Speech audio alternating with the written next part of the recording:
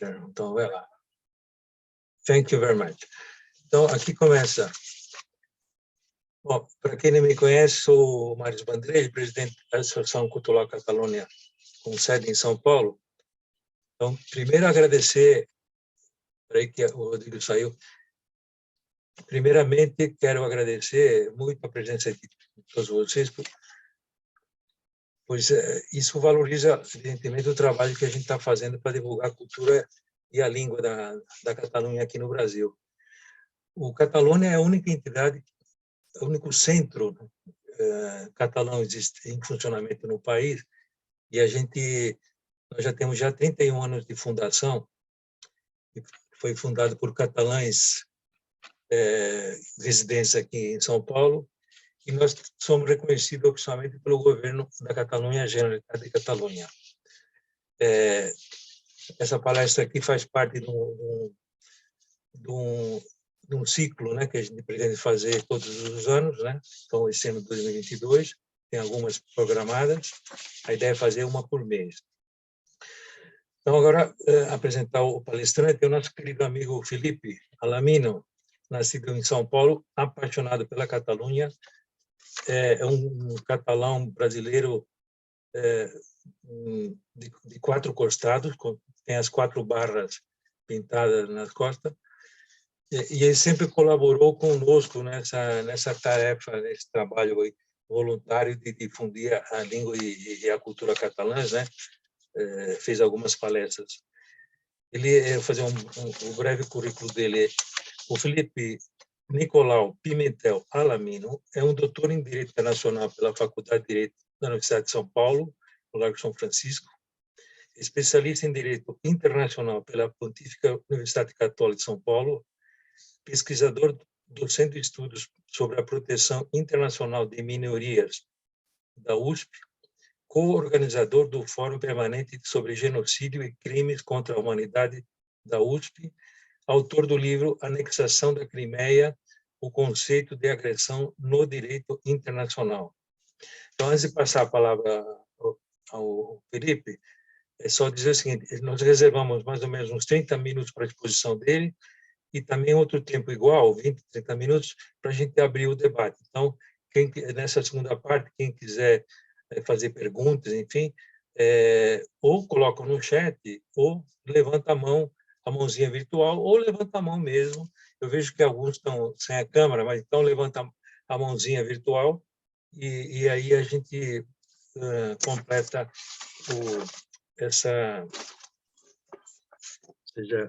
essas instruções aí. Felipe, passo a palavra para você. Quando você quiser, você me fala, eu coloco aquelas imagens lá, tá bom?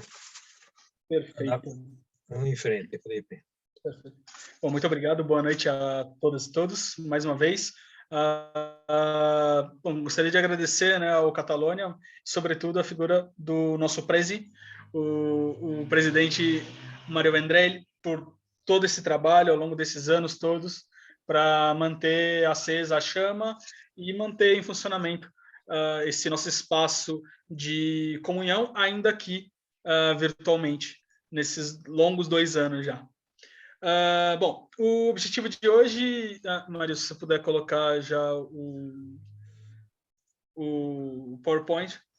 Okay. Ele é só um PowerPoint ilustrativo, tá, gente? Então é só para a gente ficar vendo alguma coisa mais do que a minha cara com a barba por fazer. Aqui, perfeito, pode ser assim. Pode ser assim. Então, o objetivo de hoje é a gente falar sobre o Consulado do Mar. E quando a gente fala do Consulado do Mar, ele tem uma origem que ela é muito importante para aqueles que são do direito, porque ele vai trazer muita informação que está na origem, sobretudo, do direito internacional, do direito marítimo e do direito comercial, sobretudo. Mas eu não quero tornar também, fazer desse nosso encontro algo enfadonho e muito jurídico. Então, eu acho que o meu objetivo aqui é que ele nem seja tanto jurídico, mas também tem alguns conceitos jurídicos. Assim, o meu objetivo é frustrar todo mundo, deixando tanto quem vem do mundo jurídico incomodado porque não foi muito além, ou como quem não é do mundo jurídico fala, nossa, tem muita coisa de direito. Então, meu objetivo é sair irritando a todos. Então, vamos começar. Primeiro que a gente precisa falar do que o Consulado do Mar é que essa foto que a gente está vendo aqui, que o Marius colocou para a gente, é uma das maiores expansões da Coroa de Aragão, né, em que está em vermelho é o território próprio da coroa, e o que está em bolinhas com xizinho são todos os locais onde se abriu um consulado do mar, tá? Nesse ano onde tinha aberto nesse ano de 1385. Então vocês podem ver, por exemplo, que dois lugares muito importantes são a costa da França, a costa mediterrânea da França, e sobretudo ali a Sicília e o sul da Itália como um todo. Mas ele se expande, você tem até Constantinopla ali no estreito, você tem o norte da África, você tem consulados na Grécia, no Chipre, na Turquia, ali no Levante, em Alexandria, ali na foz do Rio Nilo. Então, o consulado do mar, ele foi uma instituição que se expandiu por todo o Mediterrâneo. E o que é esse consulado? É uma instituição jurídica mercantil medieval catalã que surgiu no século XIII. Quando a gente fala disso, o que eu quero dizer? Quando a gente pensa o direito, a gente pensa muito em uma questão tribunais, com juízes, um formalismo muito grande. O consulado, ele não era do Estado, ele não era da Coroa de Aragão. Isso eu vou explicar um pouquinho melhor mais para frente, mas já é bom ficar destacando que o consulado ele tinha suas formas próprias, quais sejam. Ele não trabalhava com uma lei que tinha sido elaborada por um processo legislativo, ou seja, por um processo de formular leis dentro da Coroa de Aragão. Ele trabalhava com base nos costumes mercantis, que é parecido até com quem já fez direito, pode lembrar da lex mercatoria, até porque o consulado acabou influenciando. Então, ele trabalhava muito com os costumes que os comerciantes navais tinham ao lidar com essas trocas mercantis no mar Mediterrâneo. E, para solucionar conflitos entre esses comerciantes, se estabeleceram os consulados, em que possuíam uma espécie de câmara de arbitragem, por assim dizer. E o que eu quero dizer quando eu falo sobre é costume e não é lei? Aí aqui vem um conceito mais chatinho do direito. A lei, ela é normalmente verticalizada. Ela vem de um poder central que vai emanar essa lei e vai tornar obrigatória aos demais. O costume, ele é diferente. Ele tem um valor de norma, ele tem um valor como obrigatório, mas ele está mais solto no tempo. Por quê? Porque ele é algo que não teve alguém que criou e estabeleceu que é regra, e sim que as pessoas envolvidas em determinado local reconhecem que há um tempo imemorial, às vezes, há muitos anos, determinada conduta é obrigatória. Para ficar um pouco mais claro, embora tecnicamente incorreto, quando a gente vai fazer algum contrato, por exemplo, de aluguel, etc., vira e mexe a gente vê lá no contrato algumas cláusulas que você fala, poxa, mas por que isso? E aí você vai no advogado ou você vai em quem tá fazendo e fala, deveria ser o advogado, mas você vai conversar com o proprietário, essa é a praxe do mercado. Então a gente pode fazer até uma aproximada aqui e falar que o costume é a prática que se tinha como obrigatória ali na bacia do Mediterrâneo, sobretudo em Barcelona, que é onde surge o Consulado do Mar. Então, como a gente está vendo aqui nesse mapa, com a expansão da Coroa de Aragão e com a expansão da capacidade de comércio dessa coroa, lembrando que ao mesmo tempo a gente também tem as cidades-estado italianas fazendo comércio e desenvolvendo suas próprias leis também de comércio, tá? Mas com a expansão aragonesa catalã, surge à época uma necessidade de mediar esses conflitos marítimos, esses conflitos comerciais. Como a gente pode ver, vai da Península Ibérica até os Balcãs, as possessões aragonesas catalãs. Então, Em 1258, essa é a data mais precisa, embora haja uma certa disputa de quando exatamente se criou, é outorgado o direito aos marítimos de Barcelona a abrir, em Barcelona mesmo, para dirimir os conflitos entre os barceloneses, conflitos marítimos, com base nos seus costumes, e esses costumes que são considerados obrigatórios pelos barceloneses, pelos comerciantes de Barcelona, comerciantes navais. A partir daí, a gente vê uma clara separação disso que eu estava falando, entre o Estado e essa liga comerciante catalã-aragonesa. Né? O Estado ele não vai tutelar a questão entre o comércio dos barceloneses no primeiro momento. Ele vai admitir que os próprios barceloneses se reúnam e apliquem, dentro de um conceito de uma liga de ordem, né, de ordem mercantil, dentro dos próprios mercadores, quais são as regras que se aplicam àquela questão. E os temas que eles cuidavam, né, dentro dessa independência do tribunal ou da coroa, eram muito variados. Eles podiam tratar desde direito de associação, direito das associações mercantis, direitos dos armadores, direito dos portos, o regime do tratamento das mercadorias, relação de direito do navio, avaria de navio, seguro também com relação a como se vai lidar com o transporte e a mercancia dos bens. Discutir também sobre as rotas marítimas, marítimo-comerciais, sobre naufrágios e os próprios direitos dos marinheiros. E isso que é muito interessante, porque, como a gente pode ver, nessas bolinhas com xizinho, o mar Mediterrâneo todo estava com um consulado do mar. E para que é isso? Como eu disse, o primeiro vai surgir em Barcelona, em 1258. Não vai ser o único. Pouco depois, por uma questão política, acaba havendo uma pressão para que o rei Pedro III permita que se abra um consulado do mar em Valência e no século XIV que se abra também em Maiorca. Então vai se expandindo primeiro dentro da coroa aragonesa catalã, para depois se expandir pelo resto do Mediterrâneo.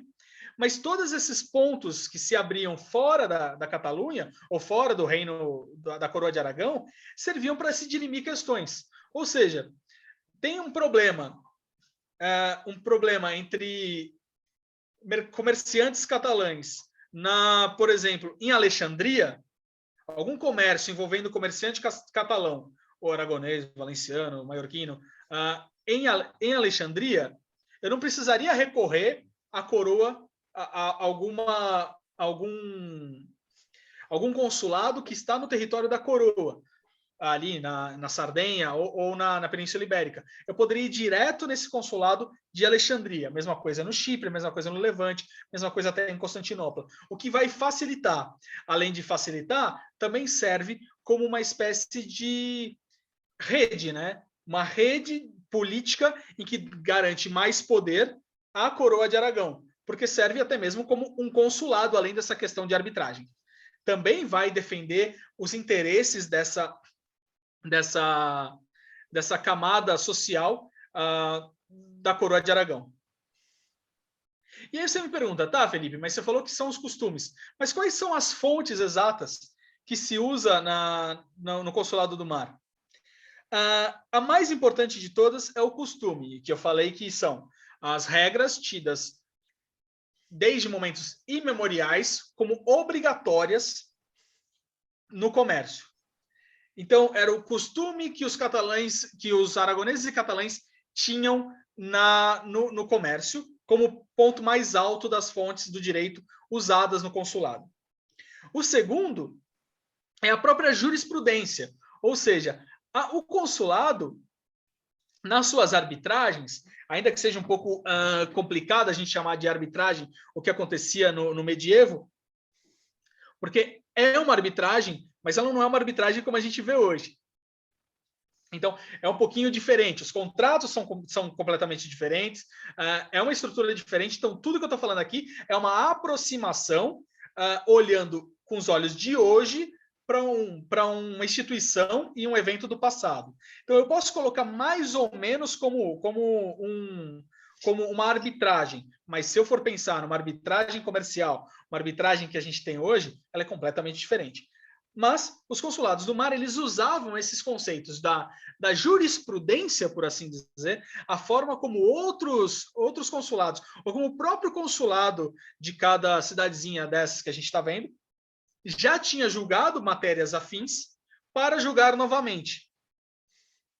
Então, é uma forma do consulado do mar padronizar o direito marítimo naquela época. Padronizar o direito do comércio no mar. Além disso, também se usavam as normas. E aqui as normas são, sobretudo, os privilégios concedidos pela coroa aos portos. Como, por exemplo, o primeiro consulado, de 1258, quando surge, ele surge a partir de um privilégio otorgado pela coroa de Aragão a Barcelona, garantindo algumas primazias frente ao comércio da coroa. Essas normas específicas para aquele porto também eram fonte do Consulado do Mar. A mesma coisa vai acontecer, por exemplo, como eu já tinha citado, em 1283, quando se abre o Consulado do Mar em Valência. Licença.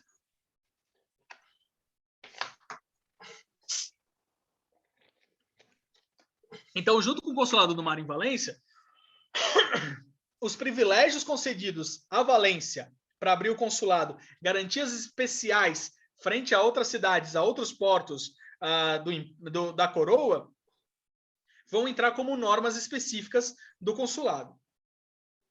Por fim, a gente pode entender também os privilégios que a coroa dava às ordens mercantis.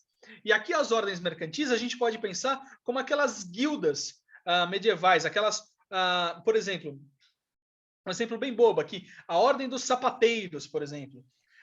Um grupo de sapateiros de determinada região se organiza para estabelecer quais são as regras para produzir os sapatos, como que eles vão trabalhar. Então, esses privilégios garantidos pela coroa àqueles grupos de alguma forma, né, de alguma manufatura especializada, também eram garantidos pelo Consulado do Mar. Eu acho que a gente pode mudar de imagem.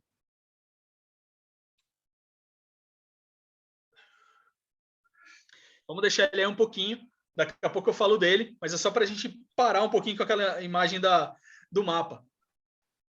Tá? Então, o que é isso aqui? Esse é o livro do Consulado do Mar. Bom, Felipe, você está falando que o Consulado do Mar basicamente trabalha com costumes. Como assim um livro?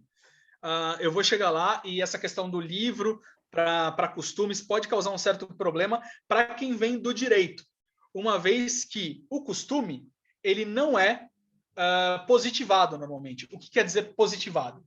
Os costumes eles são uma tradição oral, não é uma tradição escrita normalmente, mas nada obsta que seja uma tradição escrita, que tenham costumes que sejam positivados, que eles estejam escritos. Isso aí é uma questão até que se levanta muito no direito atual sobre a codificação dos costumes, mas aqui nesse momento a gente não vai falar de codificação, mas eu já vou chegar nisso. Então, no século XIII ainda, já começa a surgir as primeiras manifestações de tentar se colocar no papel quais são os costumes, quais são as normas que o Consulado do Mar vai trabalhar. E isso só vai realmente acontecer no século XIV, aproximadamente entre 1320 e 1330.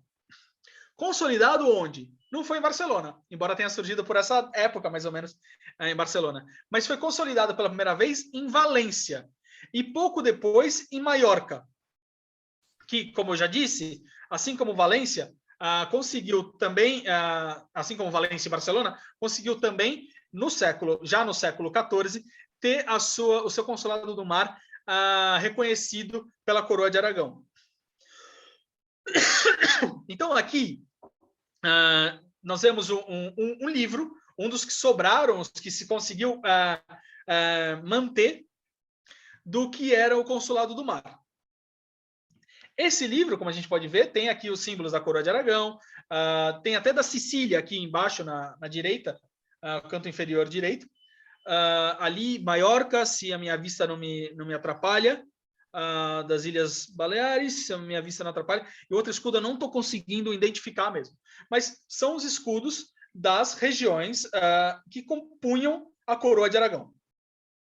Então, esse livro do Consulado do Mar, ele não é um código especificamente. Por quê? Quando a gente fala em código, a gente pensa em uma lei que foi codificada, colocada como uma série de artigos afins, divididos por temas, cuja lei se denomina código, embora seja uma lei comum.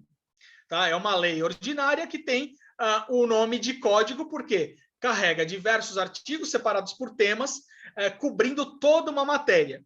A gente tem isso, por exemplo, com o Código Civil. A gente tinha isso é interessante de falar, com o Código Comercial, que, na própria evolução do direito, no século XX, os países que tinham Código Comercial e Código Civil passaram gradativamente a unificar os dois no seu Código Civil. Por quê? Porque assim como a gente vê aqui no Consulado do Mar, e que nós temos umas leis específicas para os mercadores marítimos, os códigos comerciais eles eram isso, uma lei diferente para os comerciantes, diferente do resto da população. O resto da população vai ficar com o Código Civil e os comerciantes vão ter a sua lei própria, o Código de Comércio. Isso passa a ser unificado e, nesse caso aqui, nós temos não um código elaborado por um Estado, por uma potência, por uma coroa, mas sim um compêndio. O que aconteceu? O que quer dizer esse compêndio? Quer dizer que, para facilitar a hora de consultar quais são as normas que normalmente se juntam e se usam nas arbitragens, os juristas, os cônsules, por assim dizer, os árbitros do Consulado do Mar, começaram a unificar esses documentos, escrevendo quais são os costumes, alguma jurisprudência mais elaborada e que ficou marcada como importante para o tratamento das questões marítimas, e até os privilégios de alguns portos ou o estatuto de algumas cidades, porque também algumas cidades possuem um estatuto próprio, que era considerado sempre na hora de julgar as questões comerciais. Isso é interessantíssimo, porque com o surgimento do livro do Consulado do Mar, como um compêndio, como um livro em que agrega, para quem é mais velho, quase como uma lista, como tipo uma lista telefônica, com todos os números, com todas as leis que se aplicam dentro de um livro único. Esse compêndio ele vai acabar ganhando um espaço no direito mediterrâneo, e não só no Mediterrâneo, como no direito internacional. A gente já pode começar a chamar do que seria talvez uma sementinha do direito internacional, se espraiando não só para o mar Mediterrâneo, mas para toda a Europa e o Atlântico. Então, nesse período do século XIV, o livro do Consulado do Mar ele vai acabar desbancando um outro documento importante que era usado para o comércio, que é a Tábula Amalfitana, que é do século XI. A Tábula Amalfitana é um documento similar ao livro do Consulado do Mar, proveniente da cidade de Amalfi. Porque aqui a gente não pode ser assim, achar que só a coroa de Aragão resolveu fazer o seu consulado e julgar as suas questões comerciais. As cidades-estado na Itália, na Península Itálica, também estabeleciam seus códigos comerciais e também estabeleciam as regras para o comércio. uma vez que, nesse momento, as cidades-estado italianas marítimas concorriam diretamente com a coroa de Aragão no comércio no Mediterrâneo.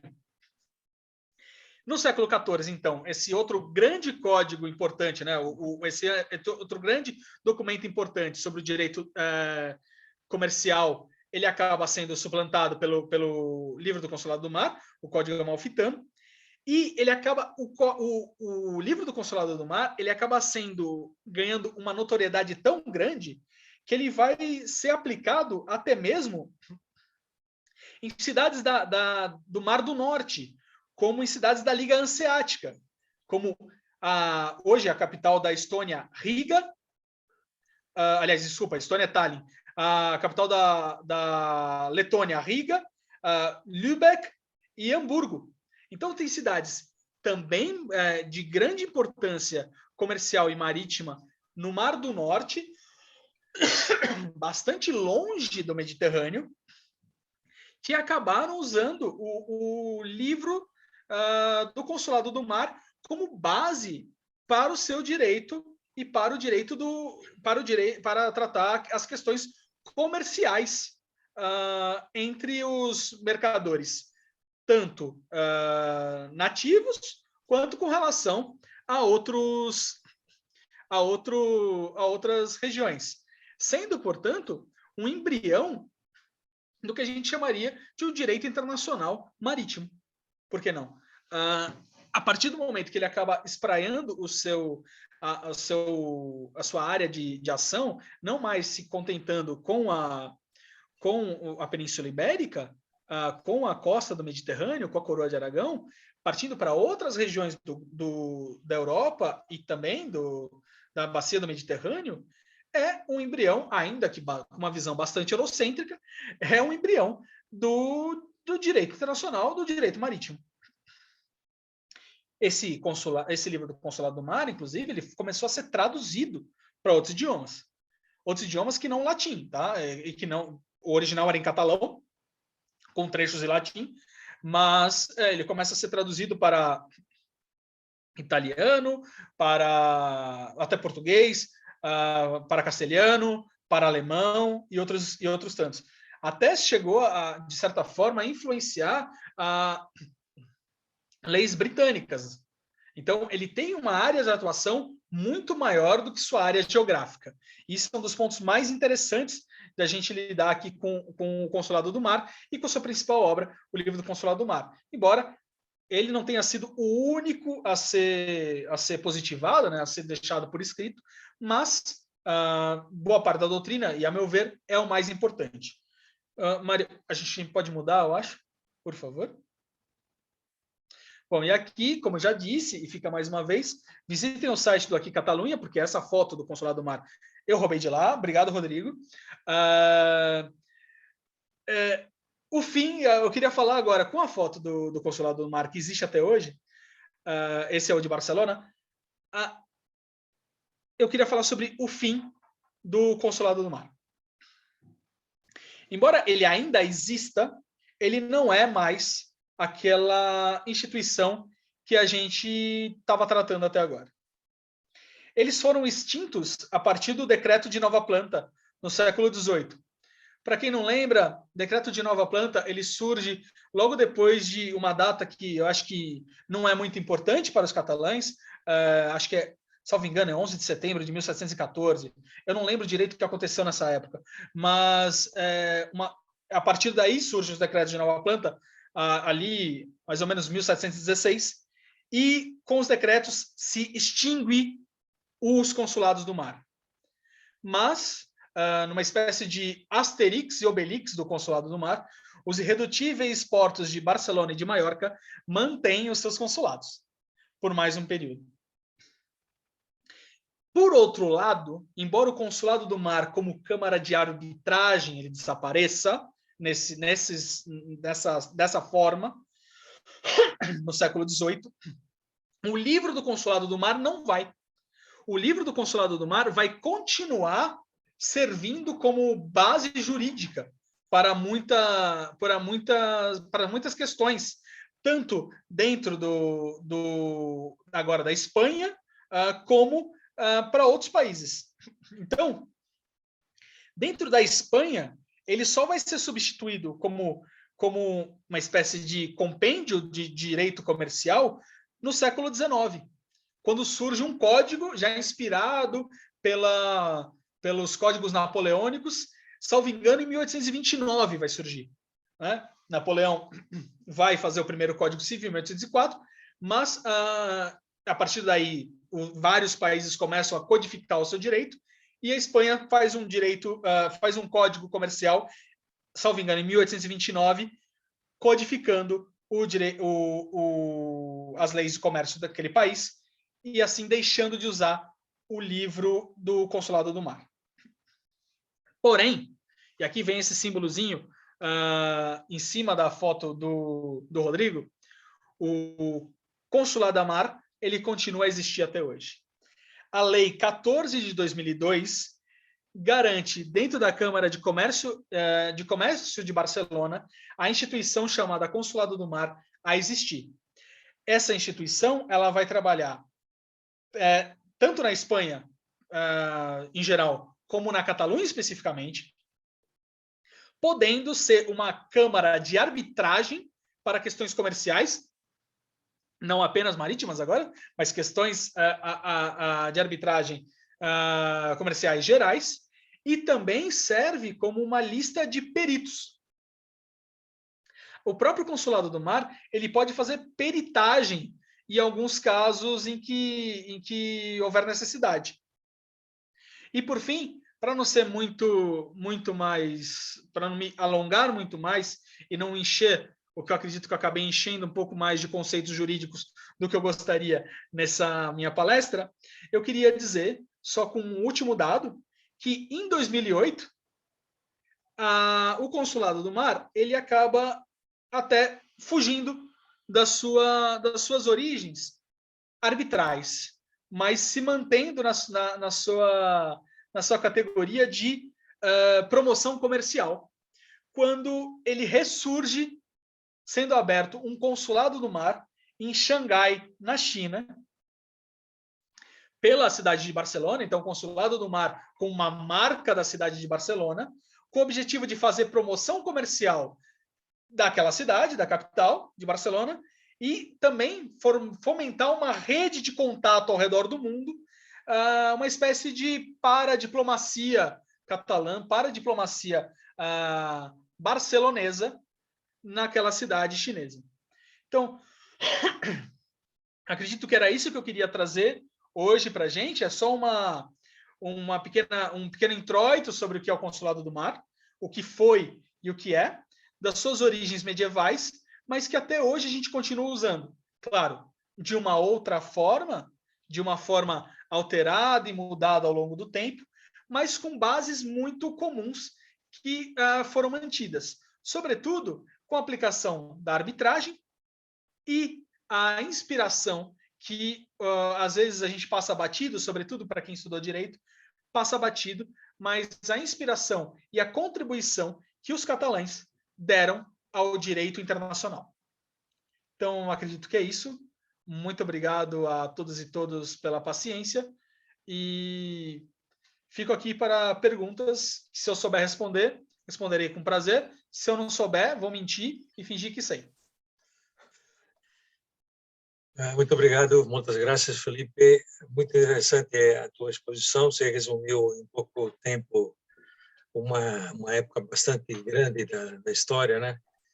E é curioso que a origem desse Consulado do Mar, né, partiu logicamente dos catalães, do reino da Catalunha e Aragão, mas evidentemente na época que se dominava esse reinado dominava uma grande parte do comércio mediterrâneo. Eu que gosto muito de nautimodelismo, né, que eu faço os barquinhos de madeira, sempre procuro, não tenho muito tempo, mas alguma coisa já fiz nesse sentido aí. Um dia eu vou fazer uma palestra só sobre nautimodelismo, quem quiser pode assistir. Bom, eu vou deixar aberta, então, agora, a partir de agora, quem quiser fazer pergunta, o Sérgio Splander, que está dirigindo e está vendo o celular, o que é proibido, né? Mas tudo bem, eu dou a palavra para ele. Sérgio, pode perguntar. Boa noite a todos. Boa noite.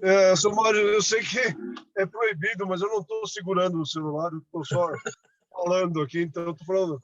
Graças a Deus, eu estou falando sozinho. Uhum. Mas a minha pergunta, vamos lá. Felipe, por favor, eu queria saber se naquele mapa nós temos ali, sei lá, 30, 40 representações do Consulado del Mar em toda a região do Mediterrâneo e além. Esses consulados, eles eram formados por catalães, ou seja, os catalães saíam de Barcelona e iam até Constantinopla ou Alexandria e tal, e estabeleciam ali um consulado, ou eles, vamos dizer, ensinavam para os locais o que era o consulado e como fazer e como tratar as questões.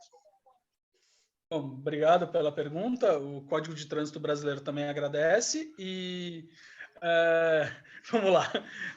Não, na verdade, não é uma colônia, né, Sérgio? Não é uma colônia, ou seja, não tem o interesse de colonizar, ensinar o seu direito e fazer as pessoas seguirem.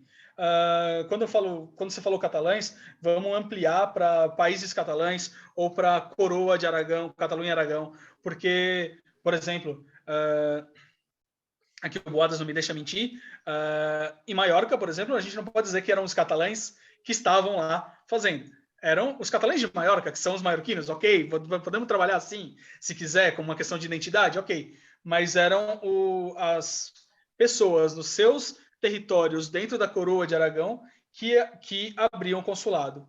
Os consulados fora da Coroa de Aragão eram feitos com membros da Coroa de Aragão. Não da coroa a coroa, mas com pessoas. É difícil aqui usar o conceito de cidadania, porque é um conceito que não tinha surgido ainda naquela época. Mas seria um cidadão, os historiadores que não fiquem muito chateados comigo, normalmente, de novo, Boadas, por favor, me perdoe, mas eram cidadãos, entre muitas aspas, eram súditos da coroa de Aragão, assim é melhor, os súditos da coroa de Aragão, que estabeleciam os consulados fora desse território. Então, eram instituições catalano-aragonesas fora do seu território, como mesmo a questão de cônsules, né, que é um cidadão, uma pessoa, né, um súdito de determinado, também Estado eu não posso usar, porque não é o Estado moderno que a gente tem, de determinado poder, que vai para uma outra região e vai tratar dos interesses das populações daquele estado do qual ele partiu. Então, não é uma questão que transforma os nativos, por assim dizer, em técnicos do direito catalão-aragonês, senão que é uma própria um espraiamento do direito catalão-aragonês nesses outros territórios. Se me permite, só um complemento. Entendi, mas aí então só tratavam de questões de outros, por exemplo, de comerciantes catalães que estivessem naquela região e precisassem dirimir alguma dúvida. Não, assim como a Câmara, as câmaras de arbitragem hoje em dia elas tratam, eu posso muito bem falar numa Câmara de Arbitragem Brasil-Canadá e ser uma empresa alemã, nada me impede. Eu vou procurar esse Consulado do Mar, porque eu considero que o Consulado do Mar tem os membros mais aptos para lidar com questões mercantis e que podem resolver a minha questão de um jeito mais célere, mais fácil e com maior substância, por assim dizer. Então, não necessariamente seja um conflito entre súditos da coroa aragonesa, mas normalmente envolvia um súdito da coroa aragonesa, mas nada obstava que fossem outros negociantes que fossem à corte, ao consulado, perdão, até mesmo por essa internacionalização que o Consulado do Mar acabou recebendo ao longo dos anos, partindo de uma questão totalmente local, ou seja, uma lei dos catalães de Barcelona, originalmente, né, um costume dos catalães de Barcelona, sendo espraiado e aumentado com os costumes também dos valencianos, depois dos maiorquinos, e aí ampliando, transformando um corpo jurídico que acaba se internacionalizando na bacia do Mediterrâneo e depois para o resto da Europa e Atlântico. Muito bom. José Boadas. Muito obrigado. Obrigado, Bom, Felipe. Davante, José. Bom, boa noite. Felipe, meus parabéns, porque você conseguiu condensar em apenas 35 minutos a história de uma instituição que durou mais de 600 anos e extremamente complexa.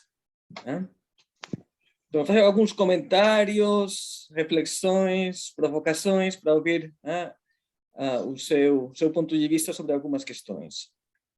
A primeira, a questão da arbitragem. Eu não vejo exatamente o Tribunal do Consulado de Mar como uma arbitragem como entendemos atualmente. Por dois motivos. Primeiro, porque o Tribunal do Consulado de Mar, a origem sempre era um privilégio real. Então, haveria, portanto, um elemento público que na arbitragem, como é aplicada na atualidade, não existe. Então, a arbitragem, então, uma empresa X e uma empresa Y resolvem que se houver algum problema na interpretação ou aplicação do contrato, inclusive nomeiam já previamente quem serão os árbitros ou delegam geralmente uma câmara de comércio ou alguma instituição privada para levar a cabo essa função. No caso do Consulado de Mar, para mim isso aqui é um pouco mais problemático. E depois, porque estamos falando da Idade Média. Então, na Idade Média, as pessoas tinham a lei pessoal. É totalmente diferente do mundo posterior à Revolução Francesa e à codificação, que todos somos iguais perante a lei. No século XIII, no século XIV, no século XVIII, como não existia a conceito de cidadania, que você apontou muito corretamente, éramos todos súbditos de algum príncipe, monarca, soberano, dependíamos de a nossa classe, o nosso estamento e a nossa origem geográfica para definir qual era a lei que era aplicável em nosso caso. Portanto, dentro do Condado de Barcelona, do Reino de Mallorca, do Reino de Sicília, os nobres tinham uma lei, os clérigos tinham outra lei, os camponeses tinham outra lei e os comerciantes tinham outra lei. Portanto, a lei do livro do Consulado de Mar era a lei aplicável para os comerciantes e não era aplicável para os nobres, inclusive porque os nobres não se dedicavam ao comércio porque era considerado uma atividade pouco honorável. Depois, a questão do conceito de consulado, que cria, inclusive, até hoje, a ideia de um conceito de diplomacia ou paradiplomacia. Eu também acho bastante problemática, pensando na Idade Média. Porque, na verdade, o Consulado de Mar se chama assim porque tinha dois juízes que eram considerados cônsules. E eram considerados cônsules como um tributo ao antigo direito romano, em que a máxima magistratura da República Romana era o consulado. Inclusive, no caso de Barcelona e no caso de Mallorca, não somos outros, além dos dois cônsules de mar, havia um juiz de apelação, como um desembargador, entre aspas, para usar um termo equivalente no direito brasileiro, quando alguma das partes considerava que a resolução dos cônsules não era conforme a direito ou ao costume, podia apelar a esse juiz de apelação. Então, esse seria outro ponto. E, finalmente, o que eu acho super interessante é como o livro do Consulado de Mar se tornou uma das fontes ou um dos precedentes do moderno direito marítimo e, portanto, do moderno direito internacional privado. E é que, ao contrário do direito público, no direito privado o que importa é aquilo que dá certo. Então, as normas surgem de uma forma um tanto espontânea, são os próprios empresários, comerciantes, indivíduos que, diante de conflitos, procuram soluções. Essas soluções são as que se tornam os costumes. Esses costumes, depois, para garantir que não sejam perdidos, são deixados por escrito. E depois, finalmente, já com a criação do Estado moderno, é quando o poder constituído resolve transformar esses costumes em leis de direito positivo, que é a hora em que aparece a codificação e, portanto, o livro do Consolador de Mar já não faz mais sentido, porque nós estamos falando mais em súbditos de uma categoria social concreta, mais de cidadãos iguais perante a lei, e o poder, o governo, o parlamento, decide que quer intervir naquela questão e quer criar as normas, que não sejam puramente os cidadãos, na sua autonomia, que criem o direito. Então, esse conflito entre o público e o privado, no âmbito da normativa do direito privado, é uma tensão interessante, e eu acho que a história do Consolador de Mar e como finalmente termina de forma abrupta com o Código de Comércio Espanhol de 1829, se não estou enganado, é uma demonstração de como o Estado liberal, o Estado de Direito, resolve dar um basta, ou pelo menos controlar essa autonomia privada. E até aqui, acabo a minha intervenção e passo a palavra para Felipe para ouvir os seus comentários. E, de novo, meus parabéns e muito obrigado. Bom, obrigado, gostei muito dessas questões e provocações, vamos chamar assim, porque eu estava tentando evitar entrar nesse aspecto para não ficar no juridiquês, que vai cansar um pouco. Quando a gente fala sobre lei, a gente vai ter que dividir o mundo, grosso modo, em dois grupos. Nós temos dois grandes sistemas no mundo atualmente, o Common Law e o Civil Law. Tanto a Espanha quanto o Brasil, ou seja, a Europa continental, majoritariamente, como um todo, ela trabalha no conceito de Civil Law, que vem das leis do Império Romano, somadas com as leis germânicas, né, das tribos germânicas, depois do esfacelamento do Império Romano.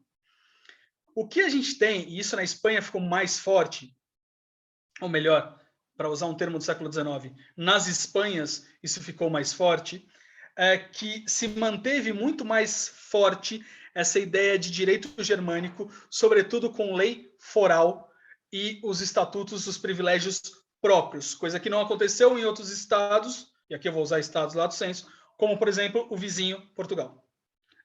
Existia uma regra mais diferente. As ordenações eram mais gerais e não um estatuto próprio de algumas questões. E aqui eu preciso fazer a diferença do que é uma lei, de novo, do que é um costume. As questões dos mercadores em Barcelona, originalmente, de 1258, elas não partem como lei. Elas não são uma lei, pessoal.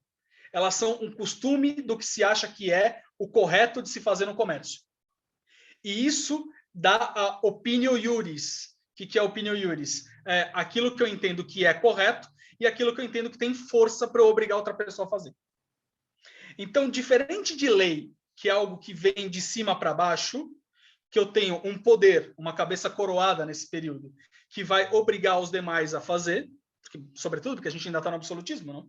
Então, aqui não. Aqui é uma espécie de obrigação jurídica horizontal, em que se colocou o que funcionava na prática, usando regras do direito romano, regras das tribos germânicas,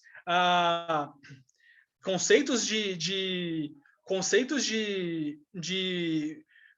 comércio marítimo, que já era usado pelos outros povos da bacia do Mediterrâneo, condensadas no que é um costume do comércio ali na bacia do Mediterrâneo. Então, diferente do que seria uma lei, é algo um pouco mais poroso, que pode ou não vir a ser positivado, né? Nós temos, por exemplo, nada obsta, embora hoje cada vez mais se acredite na necessidade de positivar os costumes, nada obsta que os costumes eles se mantenham ao lado dos direitos, como fonte obrigatória como todo. O problema dos costumes ele é mais difícil de provar. Porque enquanto um direito escrito, eu pego, não, tá aqui, ó. O costume eu tenho que provar, olha, isso aqui é usado. Tanto é que, por exemplo, o direito, salvo engano, britânico, o que é considerado como um costume, eu tenho que provar que ele era usado desde 1189. Uma questão assim. Então, como é que eu vou usar isso com relação à Revolução Industrial? Eu já não sei como é que eu vou fazer. Então, eu já vou ter um problema. Então, essa são as diferenças. Além disso, sim, o direito internacional privado ele funciona muito no que funciona e se mantém. Mas o direito internacional público também. Tanto é que muitos costumes se mantêm e tem muita dificuldade em ser positivado. Haja vista que muitas das coisas que a gente trabalha normalmente em direito internacional público, a gente acaba esperando que a Corte Internacional de Justiça, para quem não sabe, é uma corte que é o órgão judiciário mais importante dentro do sistema ONU, que vai dizer se determinada condição, se determinado fator, se determinada postura é considerado costume ou não.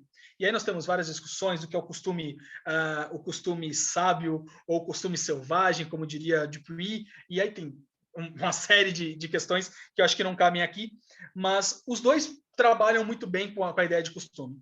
E nada obsta também que o direito interno de cada Estado trabalhe com costume, só que sempre, numa sociedade cada vez mais papelizada, por assim dizer, cada vez mais escrita, o costume ela vai perdendo sua força. Acho que essa era a primeira parte. A segunda parte, sobre o cônsul como figura no consulado. Eu concordo em termos. No medievo, começam a surgir as figuras do que hoje a gente entende como cônsul. Eu sei que é uma questão que é uma adaptação. É aquilo que é quase um cônsul, ele nunca vai ser o que hoje a gente entende como um cônsul. Mas a ideia é que os juristas eles olham para a história e falam, olha, a raiz a raiz desse instituto cônsul já estava ali, a gente consegue ver. Por quê? Porque, bem ou mal, o consulado ele vai tratar do interesse daquele súdito da coroa de Aragão. E o que um cônsul faz hoje em dia? Embora os cônsules exatamente tenham surgido no século XIV, sobretudo, uma parte da doutrina defende, do século XIV ao século XVI, sobretudo nas cidades-estados italianas. Até mesmo por essa questão comercial. Mas o que era o interesse do cônsul? Defender os interesses de um súdito fora de seu país. De certa forma, o consulado do mar faz, quando ele aplica a sua lei ali. Eu sei que é uma aproximação, mas a gente pode ver um pouco do que vai se desenvolver, mas nunca. Assim como eu não posso chamar de arbitragem plena de hoje, embora, assim como a arbitragem, uma câmara arbitral, ela abre porque existe uma lei que permita que ela abre, hoje em dia. Existe uma lei que permite que ela abre. Consulado do Mar. Existe um privilégio que permite que o consulado abra. Para lidar com o contrato, vai discutir ali o contrato. Vai discutir os costumes do mercado. Os costumes do comércio. Então, assim como eu consigo traçar alguns paralelos, que obviamente não são perfeitos, eu consigo traçar algum paralelo entre um cônsul aqui, claro, com muitas questões que não tem, assim como chamar de lei o que acontecia no período medieval, comparado com o que é hoje, não tem processo legislativo nenhum. Então, são aproximações em que a gente consegue ver uma espécie de continuidade com atropelos e avanços e quedas, mas alguma coisa se mantém. Por fim, o livro do consulado, eu vou pedir de novo, José, perdão, para que você repita a parte do livro do consulado, que eu já me perdi. Desculpe. Não, o que eu comentava sobre o livro do consulado é um comentário a respeito de como é considerado um precedente do direito marítimo e do direito internacional privado. E como esse precedente, que na verdade são costumes do mar, que foram refletidas por escrito num livro para que mantivesse a memória desses costumes, depois, com a chegada do Estado liberal, do Estado de Direito, da codificação, é trocado por uma coisa que não surge espontaneamente da atividade comercial, mas que é o Estado que resolve regular. Sim, obrigado. É exatamente isso. Aqui a gente vê como o livro dos costumes, dos hábitos do comércio acaba se espraiando e se entendendo como a melhor forma de resolver os problemas, até em Hamburgo, que não tem uma ligação geográfica com a Catalunha. ou com a Coroa de Aragão. Então, a gente vê como isso espraia, e que realmente, em 1829, em uma canetada, por assim dizer, se resolve fazer um código, que é relativamente comum, porque nesse período, o século XIX, é o século na Europa continental, a que segue esse rito romano-germânico, é o século dos códigos. Então, é a substituição dos costumes pelos códigos. Infelizmente, é claro que nada obsta que os costumes eles vão acabar influenciando esses códigos, porque era o que estava dando certo. Mas ele tem uma lógica diferente dentro de um poder legislativo, de uma questão própria, que foge dessa beleza, que, a meu ver, que é do costume, que é poder ser um direito que surge ao natural, por assim dizer. É aquela regra do, olha, se eu for nesse caminho, dá certo, vou continuar indo nesse caminho. É o melhor. Então é isso. Mais uma vez, muito obrigado pelas, vamos chamar assim, de 3 colocações, foram muito interessantes. Ainda que eu tenha que ter entrado bastante em conceitos jurídicos que cansam todo mundo numa sexta-noite que não é dessa área. Muito obrigado. José Blanes, quer falar alguma coisa? Por favor, você tem Sim. 1 minuto para a pergunta. 1 minuto? Aí fica difícil. Porque eu queria comentar o seguinte, eu queria, assim, fazer uma certa paráfrase. Acho que nessa explicação do Felipe, se enfatiza muito a questão comercial, a questão mercadológica. Por sinal, na Idade Média, então, nós temos a famosa lex mercatoria, que é não é bem uma legislação, na verdade é um compêndio de usos e costumes, né, que se espalham, inclusive, pela Europa terrestre, e que tem, digamos assim, um estatuto próprio para toda a questão de mercadorias, né? E o Consulado del Mar, de alguma forma, traz isso para o mar. Mas o que eu queria, digamos assim, enfatizar seria, e também até provocar o Felipe nesse sentido, seria a questão do mar, né? Porque a questão do mar, para o Consulado del Mar, ela é fundamental e vai trazer consequências muito sérias depois, quando aparecem os estados, e os estados, então, regulam o seu próprio território e acabam com a lex mercatoria. E, portanto, fica a questão do mar, quer dizer, como no mar vai se funcionar?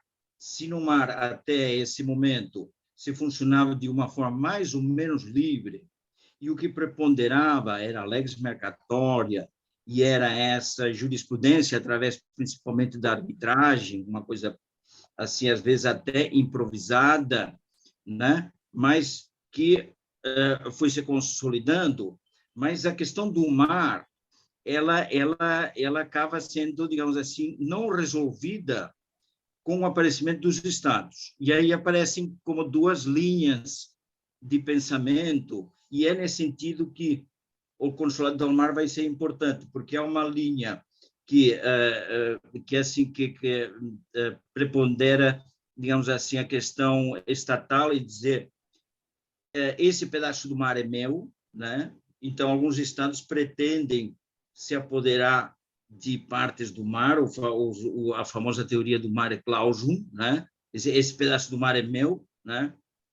E a teoria do de mare liberum, né? Que vai ser, digamos assim, uma polêmica grande, e que vai ter um suporte com todo esse histórico do Consulado del Mar, onde é possível criar regras, não apenas para o comércio, mas também para muitas questões marítimas, públicas, que envolvem os estados, né? E não confundir também com a atividade diplomática. Nesse sentido, a palavra consulado até confunde um pouco. A atividade diplomática, ela, digamos assim, ela se fortalece com o aparecimento do Estado, a partir do século XV, principalmente, né? E aí sim que aparecem as embaixadas e os consulados para resolver as questões comerciais, mas onde o que prepondera, digamos assim, a legislação estatal, né?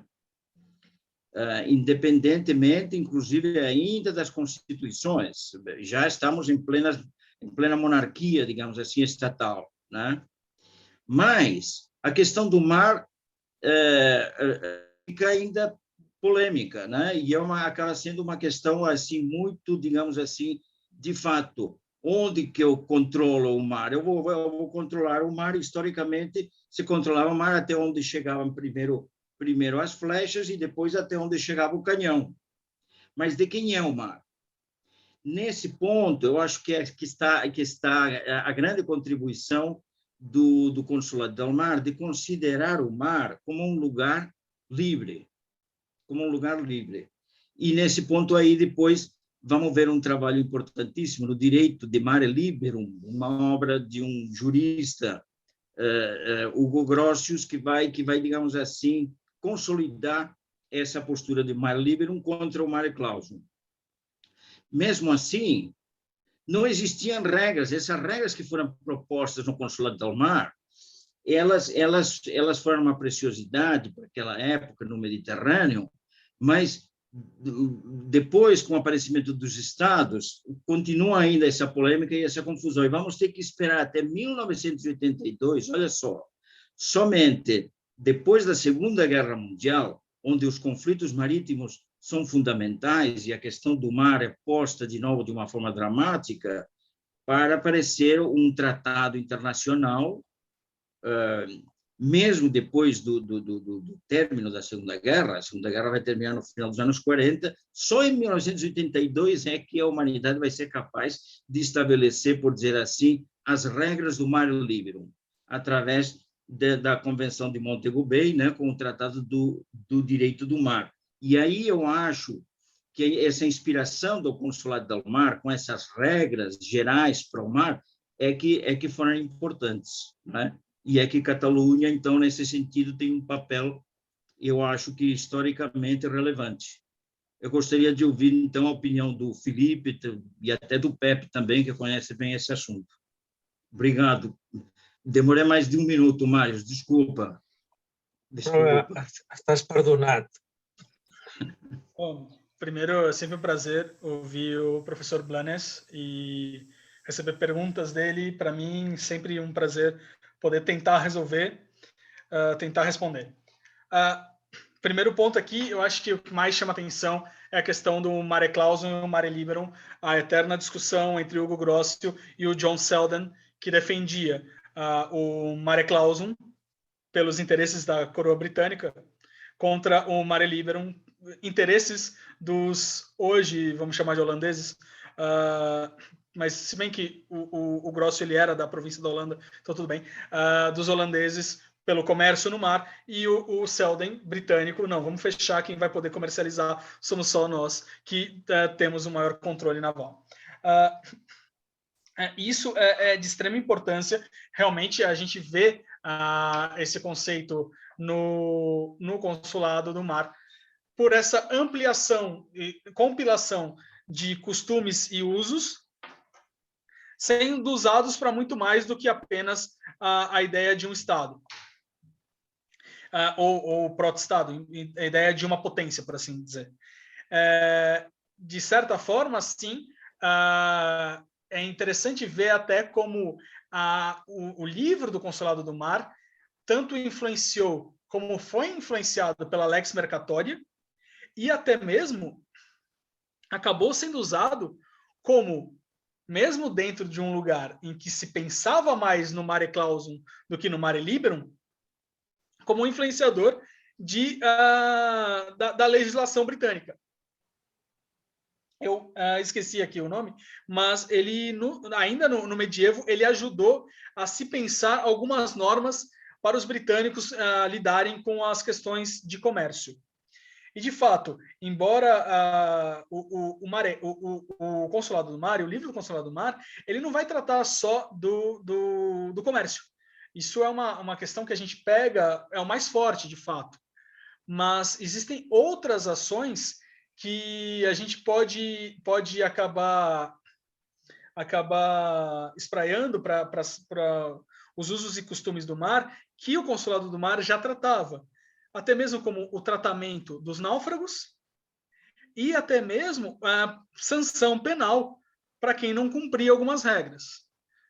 Eram mais raras? Eram, mas estava dentro do escopo do consulado de poder tratar esse tipo de questão.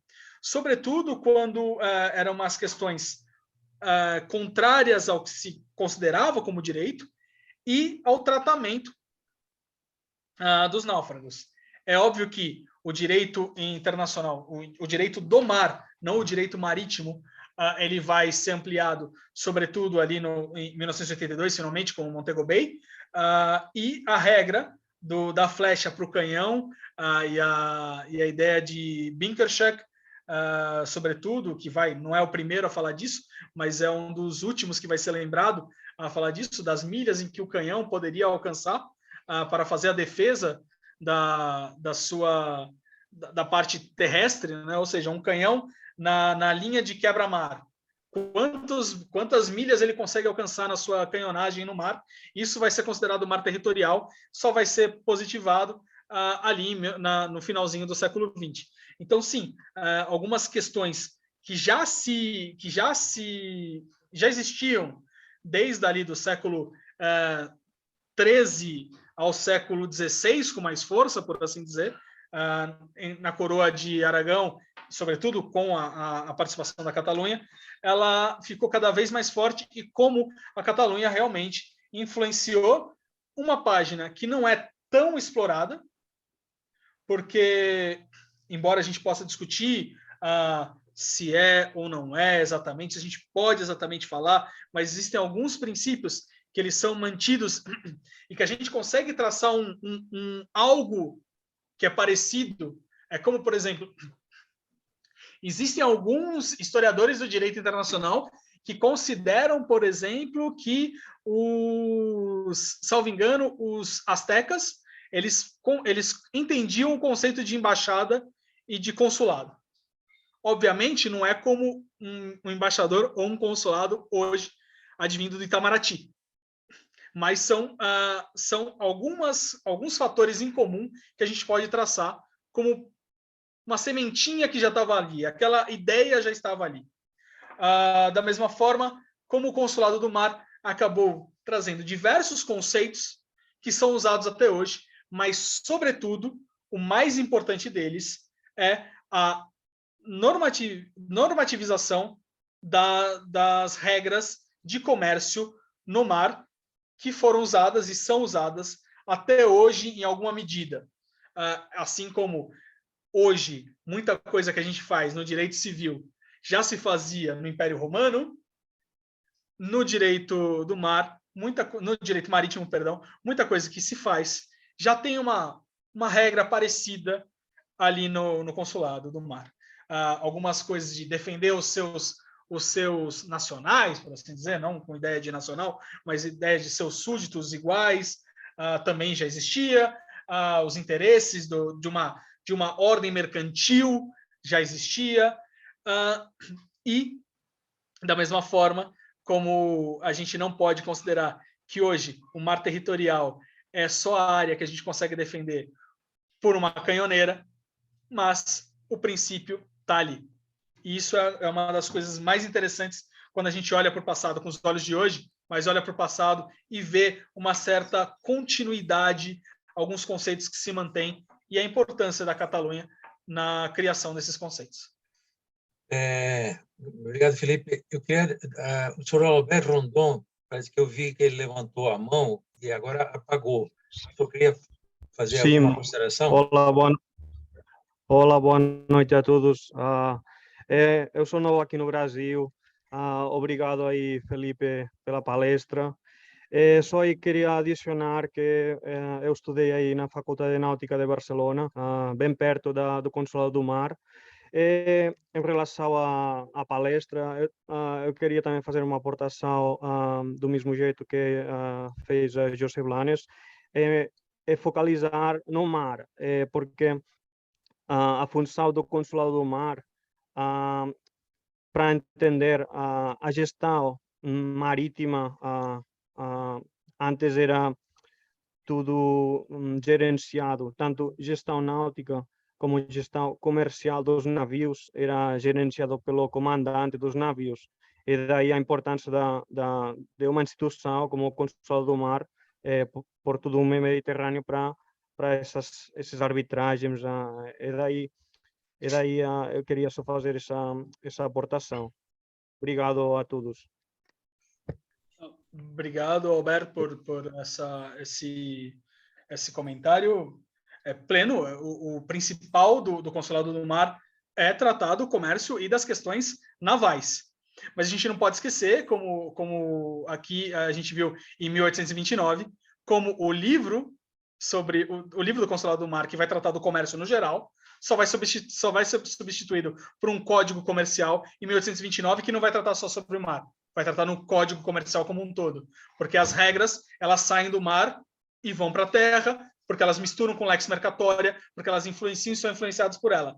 Mutatis mutandi, da mesma forma que o direito náutico vai ser importado ao direito aeronáutico, de certa forma. Então, certo. É para entender o mundo atual, tem que entender aí tudo o passado. Obrigado a todos. Eu que agradeço. Boa noite. Vou dar a palavra ao Rodrigo. Rodrigo, nós temos mais 10 minutos aqui da palestra, então gostaria que fosse breve na sua exposição ou pergunta ou comentário que você queira fazer. Por favor, Rodrigo. Sim. Claro. Felipe, primeiramente, parabéns de novo. Uma apresentação completíssima, tá? E não se preocupa porque os conceitos que você apresentou não foram, assim, nada difíceis de entender. Foram bem acessíveis até. Primeiro comentário sobre o papel desses consulados. É claro que a gente não pode compará-los diretamente ao papel dos consulados, tal como conhecemos hoje, né, as embaixadas e tal, mas a gente pode incluir nessa lista, né, numa lista evolutiva de entidades, organizações que, ao seu modo, integram, né, essa lista de entidades que contribuíram para as relações internacionais, né, de formas diferentes, mas poderia, né, entrar nessa lista. Não sei se você vai estar de acordo ou não, depois você, né, pode esclarecer. Segundo comentário dos três que eu tenho, a diferença entre costumes e leis. Me parece que a principal diferença é que está na codificação. As leis, elas têm uma codificação própria, bem estruturada, que os costumes não têm, mas nem por isso os costumes podem ser desprezados. E o terceiro comentário aqui para fechar, você citou, foi o José Blanes também que falou, ou Boadas, não estou lembrado. Em 1829, houve uma reformulação nos códigos comerciais. A Espanha impôs, vamos dizer assim, né, impôs os seus e deixou os outros, os que existiam, né, foram eliminados. E coincidiu com um período bem próximo. Em 1833, novamente, na Espanha, houve uma reconfiguração em seu território, né, tal como uma configuração que se mantém até hoje, ou seja, uma configuração em províncias. Então, tanto os nomes dos locais foram alterados, a divisão, né, por províncias e tal, no Principado, Barcelona, Lleida, Girona e Tarragona, que foram originadas dessa nova reestruturação. Então, foi um período que muita coisa mudou na Espanha. Então, era isso que eu queria comentar mais uma vez. Obrigado por essa apresentação. Bom, obrigado. Vamos fazer de trás para frente, talvez.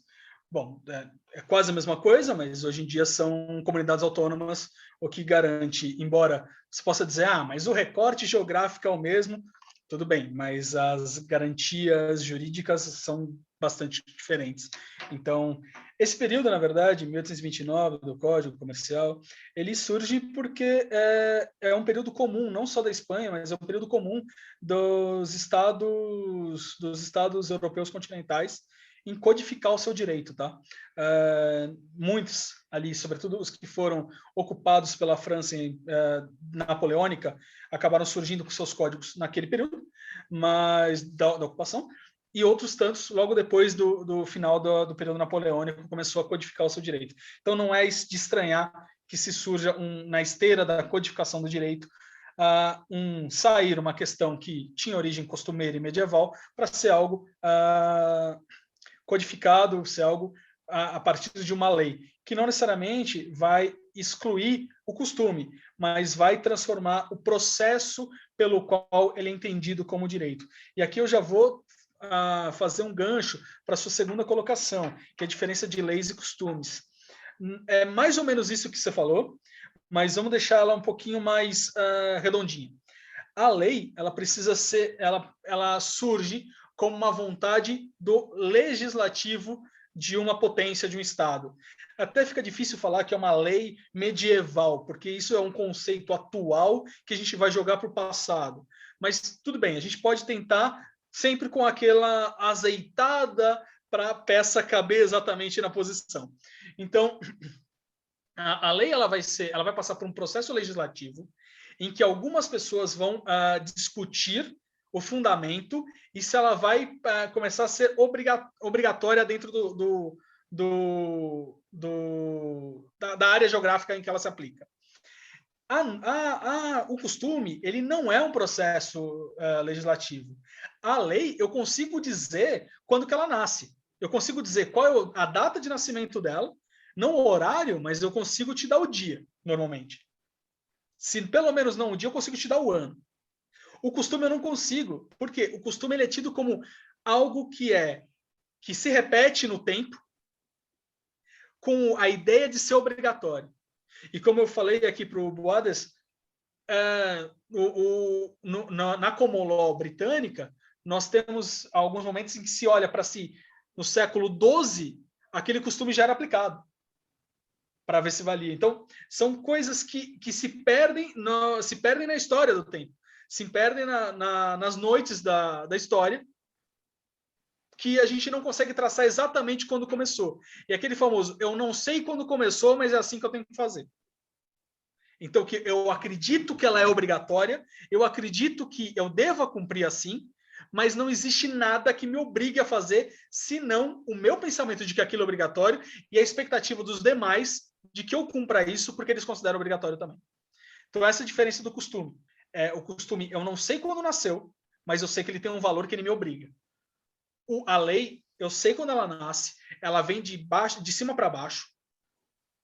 Claro que no Estado democrático de direito, o cidadão cada vez mais ele pode participar na forma como ele vai fazer as leis, muito porque ele escolhe os seus representantes, mas é de uma organização, tem uma organização institucional. E o costume não, ele é mais horizontalizado, perdido na noite da história. E por fim, o consulado como consulado. Como você viu, é uma questão que ela é polêmica, porque não dá para a gente considerar exatamente que é a mesma coisa. Isso não dá, mas isso também não dá a lei, que lei fica mais fácil de ver, fica mais fácil de encontrar o caminho. O cônsul hoje, o que ele faz? Ele também vai defender os interesses mercantis de cidadãos do seu Estado. Alguma coisa próxima a gente consegue. Igual, não é. Por quê? Porque tinha só o objetivo de arbitrar interesses mercantis na bacia do Mediterrâneo originalmente. Com o surgimento em Aragão, sobretudo com organizações, né, com guildas e com naus catalão-aragonesas. Mas não é exatamente a mesma coisa. Porém, uma forma de se traçar como tem alguma coisa ali que lembra É a ideia, por exemplo, que ressurge em 2008 de fazer uma paradiplomacia abrindo um consulado do mar em Xangai. O objetivo ali não é exatamente uma câmara arbitral. É o quê? Fazer uma rede ao redor do mundo, tal qual existia no medievo, em que você pode levar as ideias do que são, do que é Barcelona, no caso é o consulado de Barcelona que abriu ali. Então é específico da cidade, para falar dos interesses da cidade, para falar de vender a cidade, por assim dizer, né? Vender a cidade no estrangeiro para atrair investimento. Nessa configuração mais nova, então, de 2008, em Xangai, ela é bem semelhante, então, às delegações que nós temos hoje, do governo da Catalunha em diversos países? Semelhante? Algo que lembre? Ela está dentro da paradiplomacia, né? Na lógica da paradiplomacia. As delegações elas vão um pouco mais além, e aqui, aqui em Xangai, ela tem a ideia de tratar a marca, inclusive. Considerar a marca Consulado do Mar, associar isso com Barcelona, associar isso com uma questão de origem até comercial, mas atraindo com a Barcelona e assim poder atrair investimento. Você sabe se tem alguma ligação direta com o Diplocat? É um projeto do Diplocat ou não tem nada a ver? Eu acho que é em paralelo ao Diplocat. É paralelo. Porém, o que eu posso te dizer desse consulado de 2008, eu pesquisei para poder trazer hoje, e aqui eu confesso, eu pesquisei sobre o consulado em si, eu só consegui achar informações de jornais de 2008. Dali para frente eu não achei mais absolutamente nada. Só com uma marca de 2008 se abriu. Como funciona em página web, nada. E se abriu em outros lugares, eu também não consegui traçar. Então ficou uma coisa para a gente explorar mais para frente. Investigar, porque realmente assim, olha, abriu. Tá, eu consigo até te mostrar uma foto deles abrindo. Além disso, ficou perdido no tempo. Sim. E já temos lá 14 anos, né? É verdade, bastante tempo. Não, mas é isso. Já temos que ir terminando. Se não houver mais nenhum comentário ou observação, alguém quer fazer mais alguma última ponderação, observação? Foi realmente muito interessante esse encontro. Realmente são, como todos, né? A gente vai aprender muito, né, com todos vocês aí. E tem muito ainda a aprender, né? Lógico.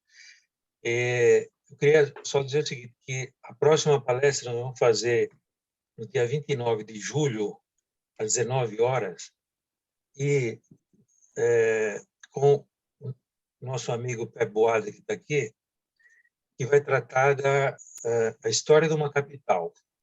2 pontos. Barcelona. Então, desde os primórdios, né, até, ele fala, desde a pré-história às smart cities, Barcelona tem sido uma urbe sempre em plena transformação. Então, o desafio dele é, em meia hora ou 40 minutos, como sempre, ele é expert nesse assunto, fazer um resumo aí de muito tempo.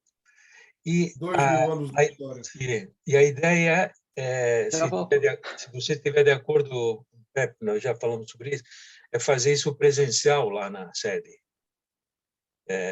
Presencial, a gente faz aquele modelo que agrada o estômago também, a gente faz um pequeno pantumaca, né? E andavam, porque senão não nos surtiremos. Essa parte final la faré em català, perquè tots plegats aquí, excepte sembla que aquesta senyora, la Sabrina, potser, però que em perdoni. Doncs la idea és aquesta, fer-ho allà a la Catalunya, perquè així ja començarem una altra vegada a utilitzar la seu, no? I si estàs d'acord, Pep, ho farem així i ho anunciarem. No, jo estic d'acord, sempre i quan les condicions sanitàries ho permetin, jo penso que seria l'ideal. Si no ja passa res, o sigui, si és com ara, està obert, o sigui, es pot fer perfectament. Si ho podem, jo trobo que és millor. És millor, no? Molt bé. Podem portar les mascaretes també?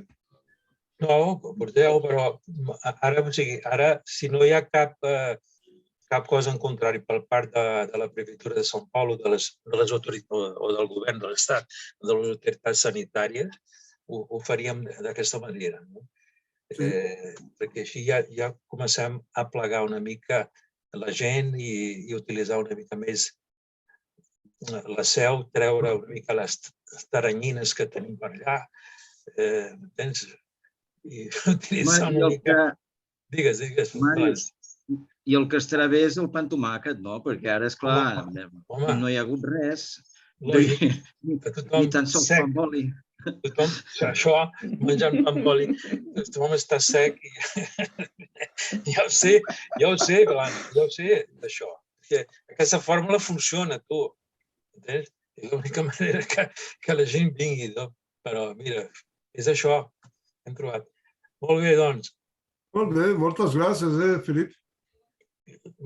Agraeixo molt, Felip, com sempre, i ha estat esplèndida la teva exposició. Agrair als altres pels comentaris, que sempre enriqueixen molt el tema, i tirem endavant. Bé, doncs... Sempre un gust estar aquí amb vosaltres. Clar, és massa millor quan tenim pa amb tomàquet i tot, però sempre un gust de fer-ho virtualment, que sigui, però sempre un gust. Moltes gràcies per la invitació i tot. Gràcies. Molt bé. Doncs res, que tingueu un bon cap de setmana i ja ens veurem, Moltes gràcies. Moltes gràcies. Gràcies a vosaltres. Adéu-siau. Abraços a tots. Adéu.